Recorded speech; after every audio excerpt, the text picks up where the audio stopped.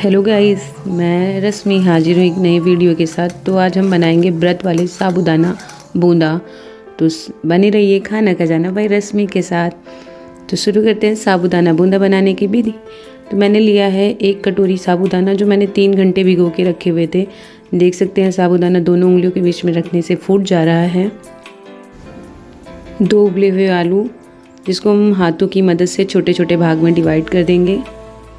लिया है आधा कटोरी दही, 1 कटा हुआ टमाटर, 2 कटी हुई मिर्ची, आधा चम्मच जीरा, और हम लेंगे नमक आवश्यकता अनुसार। जितनी आपको नीड हो आप उतना ले सकते हैं। अब हम हाथों की मदद से इसको अच्छे से मिक्स कर लेंगे और हम इसको 10 मिनट के लिए रख देंगे। अब हम इसमें ऐड कर रहे हैं सिंघाड़े का आटा, बेस को अच्छा करने के लिए।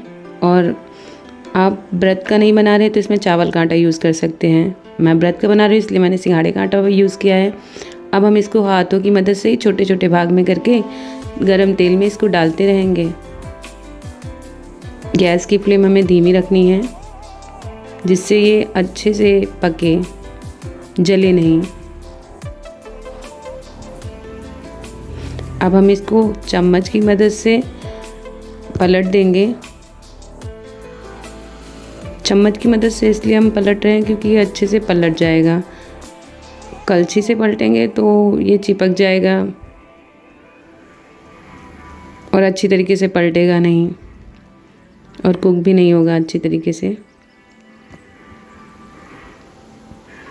हम इसको बीच बीच में कलछी से चलाते रहेंगे, जिससे ये अच्छी तरीके से हर तरफ पक जाए और कलर इसमें अच्छा सा आ जाए, ब्राउन कलर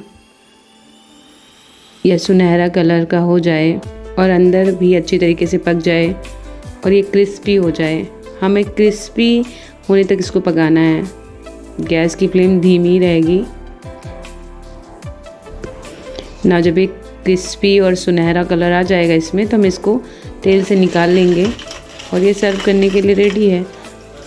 जैसा कि आप वीडियो में सुन सकते हैं ये कितना क्रिस्पी है और इसकी आवाज़ एकदम परफेक्ट है और अंदर से बिल्कुल पक चुका है और खाने में बहुत टेस्टी है। आप भी ज़रूर ट्राई करिए। और अगर आपको मेरा वीडियो पसंद आया तो प्लीज़ मेरे चैनल को सब्सक्राइब कीजिए, लाइक कीजिए और शेयर कीजिए। Thank you.